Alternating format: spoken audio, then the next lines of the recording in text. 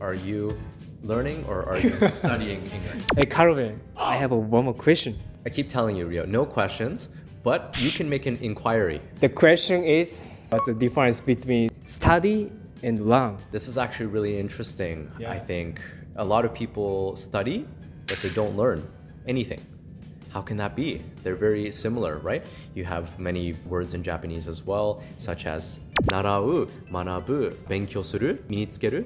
I would say 勉強する is close to study, and everything else I said is closer to learn. Studying is just the act of opening a book or reading. It tends to be very passive, on the passive side, consuming information and trying to store it in your brain. When we think about learning, we should conjure the image in our mind of something active. So it could still be from a textbook, but maybe we're reading it out loud, or maybe we're talking about those ideas in the textbook with a friend, with a teacher, and then starting to think about those things and making it our own. That knowledge helps us to generate new ideas and think about it deeply. Now that is learning. So study can also, well, when you say 勉強, right, it can also mean that you are a student of English. Maybe you study English at the university Okay. as your major, or you study English as a Japanese person as a second language, Okay. right?